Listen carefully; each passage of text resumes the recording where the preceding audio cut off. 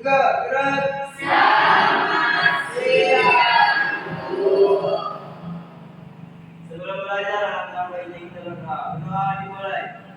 Bismillahirrahmanirrahim.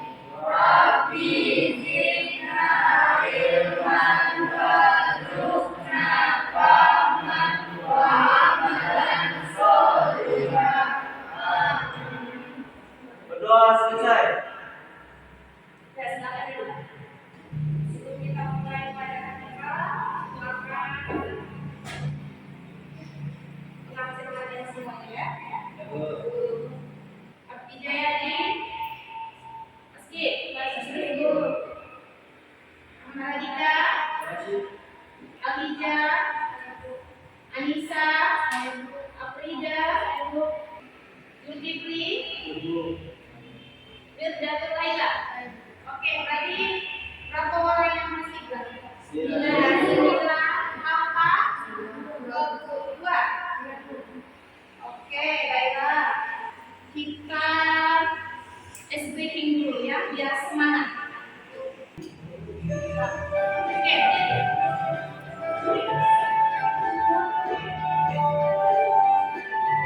Tangannya naik.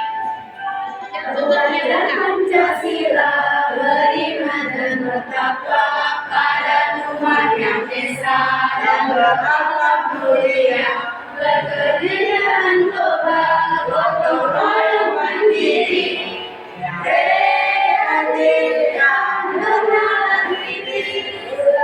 Pancasila, beriman dan bertakwa pada Tuhan Yang Esa dan berakhlak mulia, berkegiatan toba, gotong royong mandiri, kreatif dan bernalar kritis.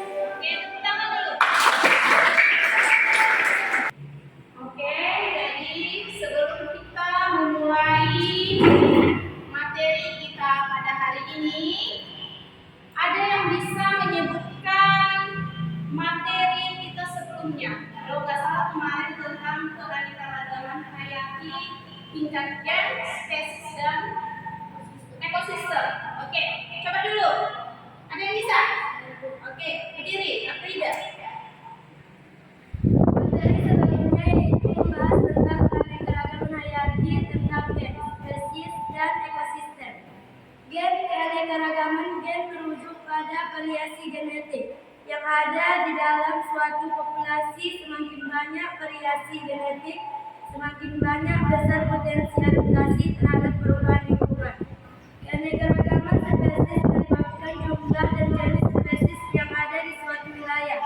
Keanekaragaman spesies penting untuk menjaga keseimbangan ekosistem dan memberikan manfaat ekonomi, seperti sumber pangan dan obat-obatan. Keanekaragaman ekosistem merupakan variasi ekosistem yang ada di berbagai bagian dunia. Setiap ekosistem memiliki peran uniknya dalam mendukung kehidupan serta menyediakan layanan ekosistem, seperti penyediaan air bersih dan regulasi iklim. Jadi kita ini materi kita pada hari ini juga masih tentang keanekaragaman hayati, tetapi kita ambil tentang tumbuhan atau rantai dunia tumbuh-tumbuhan. Jadi seperti ini. Jadi sedikit ya untuk memotivasi pembelajaran kita atau materi kita pada hari ini tentang keanekaragaman hayati tentang tumbuhan, ya, bahwasanya tumbuhan itu sangat penting bagi kehidupan, khususnya bagi kehidupan manusia. Jadi ada 10 manfaat, penting bagi kehidupan dari tumbuh-tumbuhan. Jadi yang pertama itu menghasilkan oksigen. Oke, yang kedua sumber makanan. Jadi manfaat tumbuhan itu juga terbanyak dari sumber makanan. Yang ketiga, mengendalikan suhu. Contohnya seperti apa itu? Tumbuhan mengendalikan suhu. Ada yang bisa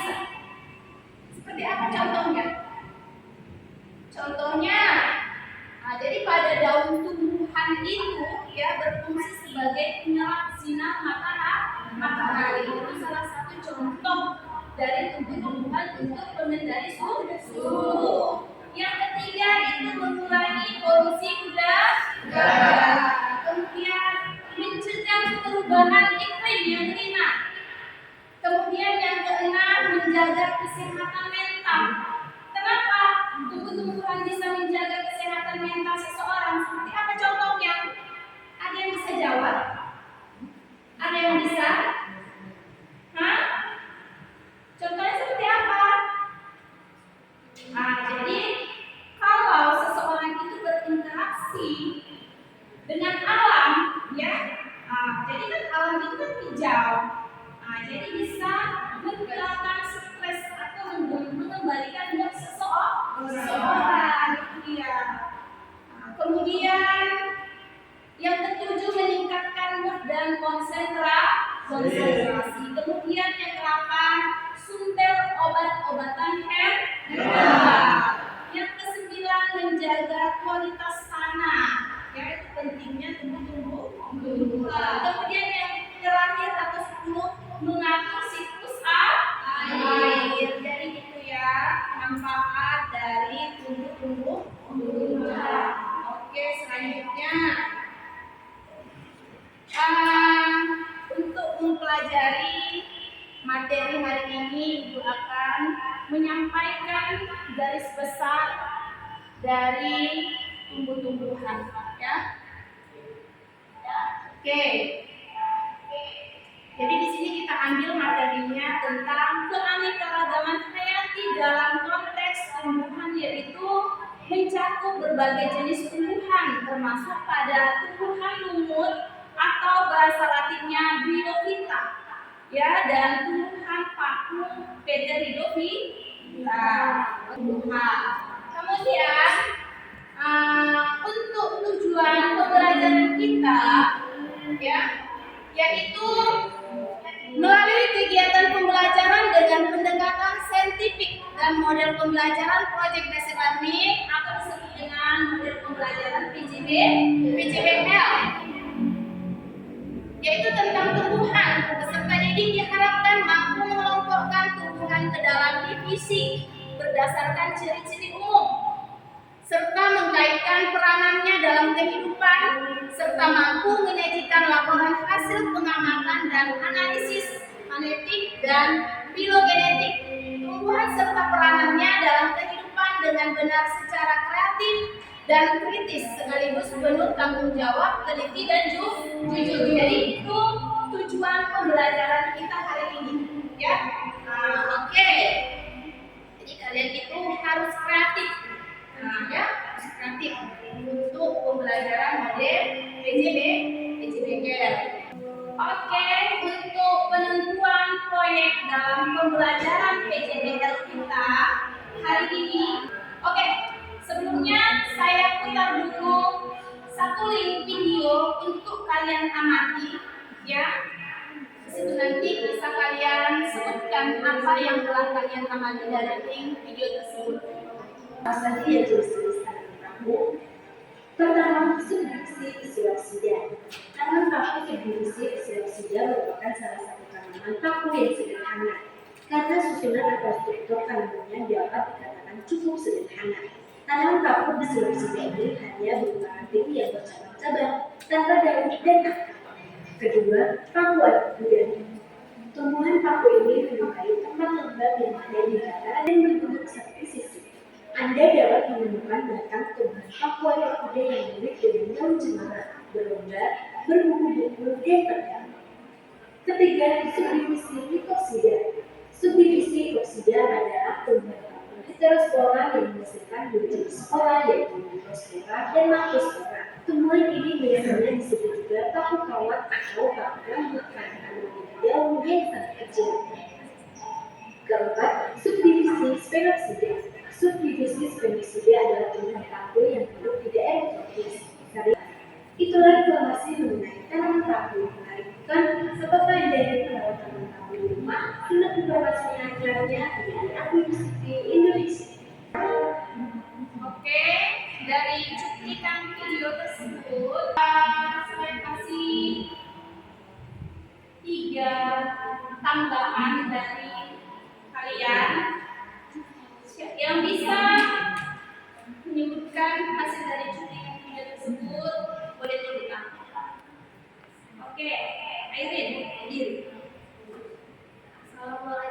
warahmatullahi wabarakatuh. Waalaikumsalam warahmatullahi wabarakatuh. Hasil dari cuplikan video yang telah saya lihat adalah yang pertama yaitu siklus hidup tumbuhan paku melibatkan pergiliran antara generasi gametofit dan sporofit. Gametofit merupakan fase haploid yang menghasilkan gamet. Dan yang kedua, tumbuhan paku memiliki ciri unik seperti reproduksi dengan spora dan tumbuh di lingkungan lembab. Udah. Oke, ada yang lagi yang lain yang bisa menanggapi dari hasil cuplikan video? Saya Ibu. Oke, Rina Nasmi. Silakan video. Assalamualaikum warahmatullahi wabarakatuh. Tanggapan saya dari cuplikan video tersebut adalah dalam cuplikan video tadi ada dibahas tentang spora. Spora adalah terdapat di bagian daun tumbuhan paku yang bentuknya seperti binti-binti coklat. Spora pada tumbuhan paku adalah sel reproduksi dalam sporogundium. Spora merupakan sel yang dapat berkembang menjadi gemurufit yang kemudian akan menghasilkan gamet atau sel reproduksi untuk melangsungkan reproduksi seksual. Oke, bagus. Tanggapan dari Rina Nasmi. Ada lagi yang terakhir? Satu lagi. Oke, si Afrida. Silakan berdiri, Afrida. Assalamualaikum warahmatullahi wabarakatuh.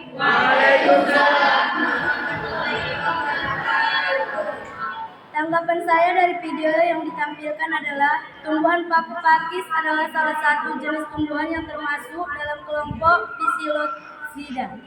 Ciri khasnya meliputi daun yang bersifat majemuk, tidak memiliki jaringan pengangkut dan memiliki struktur khusus yang disebut sporonium untuk produksi spora.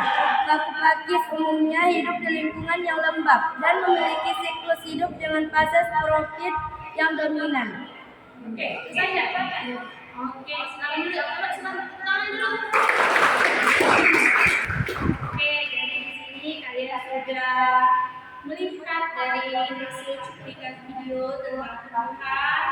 Kemudian kita akan lanjut pembahasan atau materi kita pada hari ini. Kemudian, ya, sebelum saya menampilkan video lagi tentang pembelajaran PJBL, ya, berarti kita di sini akan menghasilkan suatu produk, ya.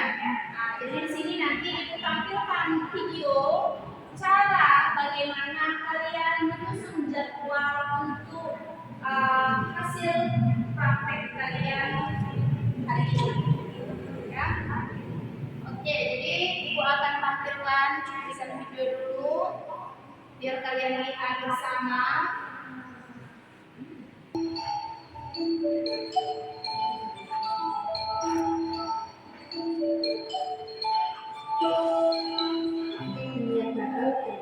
Diperhatikan cara-cara.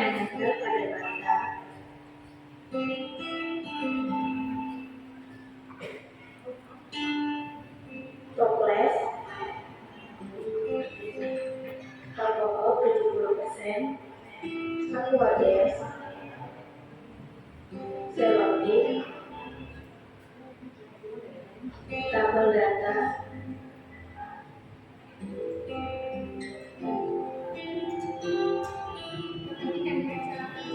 nyatet toples yang diisi dengan 1 gelas Aquades,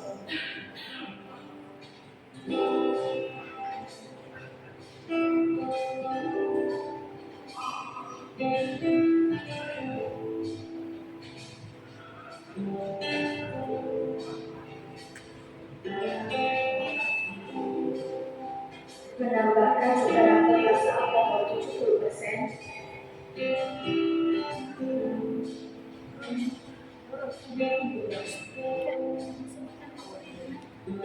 Udah dua angka.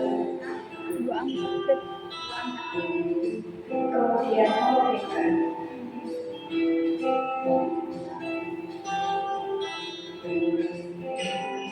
memasukkan spesimen selesaikan pelajaran aku aja saudara pokok.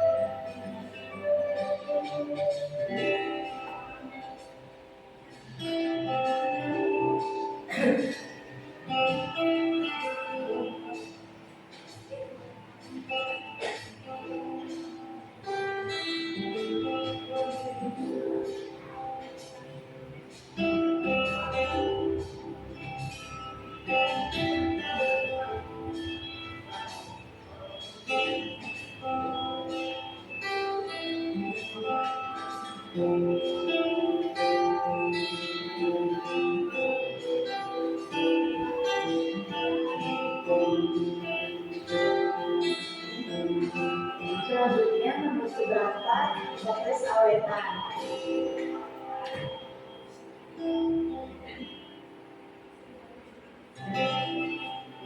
Terakhir, menempelkan tabel data pada toples awetan.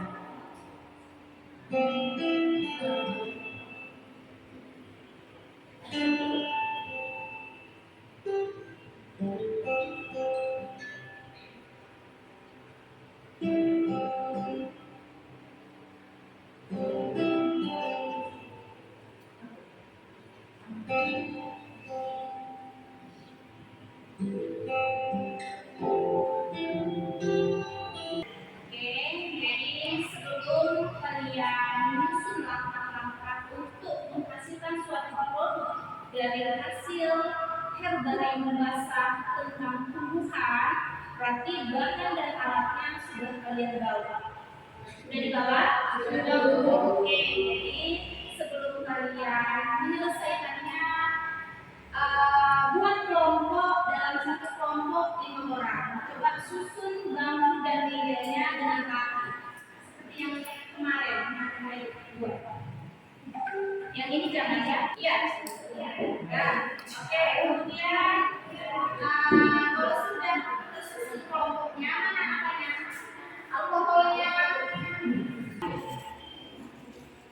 Oke, mulai bekerja. Seperti apa caranya tadi yang ada di video yang ada di papasan ini kami sekalian. Nah, jadi ini yang pertama itu tadi dibersihkan dulu tumbuhannya dari tanah-tanahnya. Bersihkan dulu seharusnya. Oke, jadi seperti ini. Kalian buat. Kemudian nanti ada satu kelompok 2 orang untuk menyusun klasifikasi pada tumbuhan tersebut. Ya, oke, nanti kita bekerja. Buat kelompoknya mana? Bisa.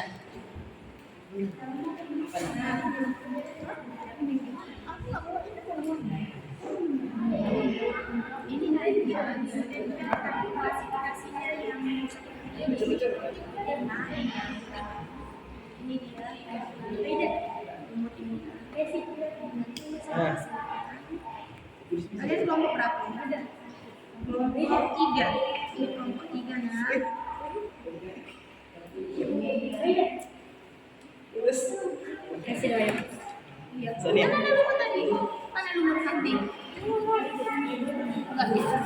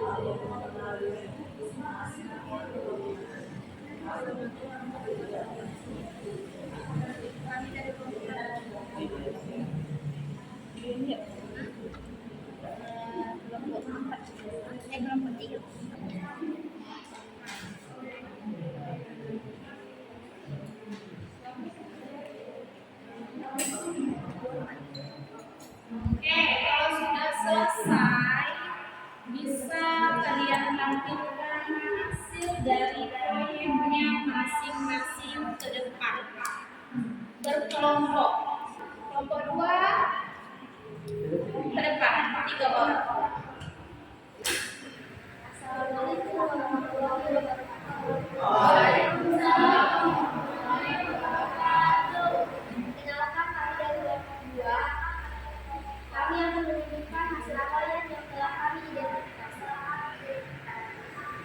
Kami di sini akan menunjukkan hasil yang telah kami identifikasi, yaitu lumut daun. Lumut daun atau priorita merupakan kelompok tumbuhan lumut yang termasuk dalam kondisi priorita. Lumut daun merupakan tumbuhan kecil yang mempunyai batang sempit dan tubuhnya tegak. Lumut ini tidak melekat pada substratnya, tetapi mempunyai rizoid yang melekat pada tempat tumbuhnya. Bentuk daunnya berupa lembaran yang tersusun spiral.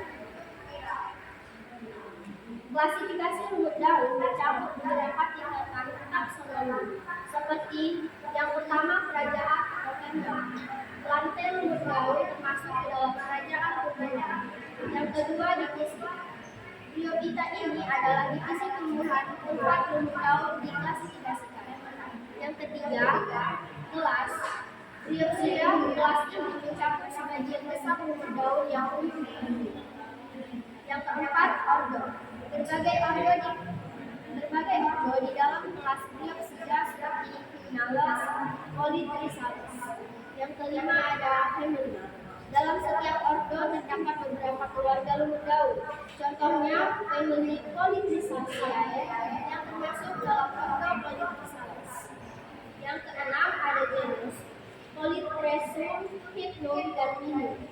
Yang ketujuh spesies. Pada tingkatan terendah, lumut daun dapat diklasifikasikan sebagai spesies berbeda, misalnya Polypleum, Pomolum. Baik, di sini kami akan membuka sesi latihan. Apakah ada yang ingin bertanya?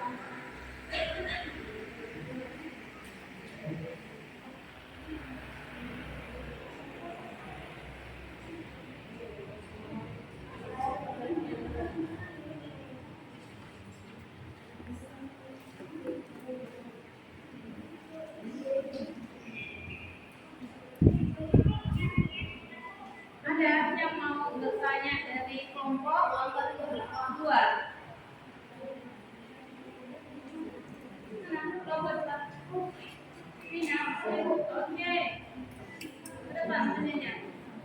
Assalamualaikum warahmatullahi wabarakatuh.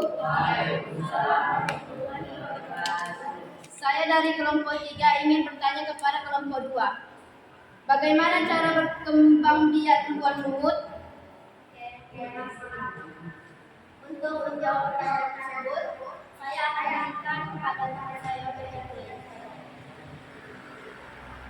Caranya adalah cara lumut berkembang biak, yaitu secara generatif dan vegetatif. Untuk reproduksi secara vegetatif terjadi dengan cara membentuk spora melalui pembuahan sel endospora pada kataspora atau sporoganglion. Oke, sekian. Semoga bisa diterima jawaban yang telah kami bacakan. Kami akhiri dengan Assalamualaikum warahmatullahi wabarakatuh.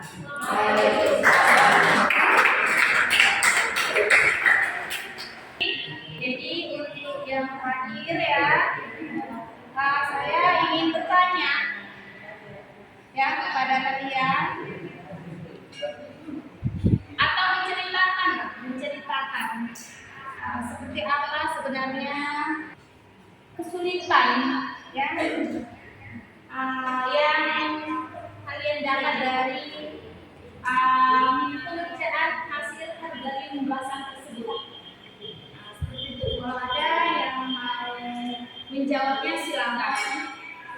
Oke, terima kasih. Assalamualaikum warahmatullahi wabarakatuh. Waalaikumsalam warahmatullahi wabarakatuh. Beberapa kesulitan yang mungkin dihadapi adalah melibatkan 1. Presepasi yang tepat. Kesalahan dalam proses pengawetan dalam mengakibatkan perubahan warna, struktur, atau bahkan kehilangan karakteristik penting. 2. Pengolahan ruang dan waktu. Herbarium bahasa memerlukan ruang penyimpanan yang memadai dan memelihara yang cermat. 3. Perawatan preventif. Mencegah pertumbuhan jamur, serangga, atau penyakit lain yang dapat merusak spesimen memerlukan perawatan preventif yang konsisten dan sering. Oke, gimana ya? Nah, di sini nih. Jadi untuk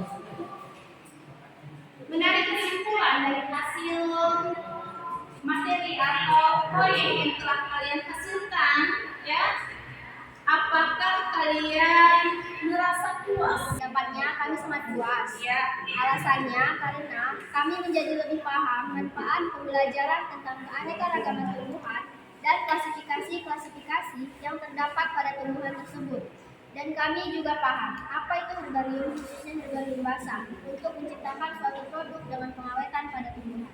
oke, terima kasih. Oke, baiklah. Jadi untuk mengakhiri materi atau pembelajaran kita hari ini, kalian bisa mengerjakan tugas kalian di rumah, ya. Ketua kelas berdoa dulu sebelum pulang. Ya, berat. Baik, kita. Selamat, gerak. Tegak, gerak.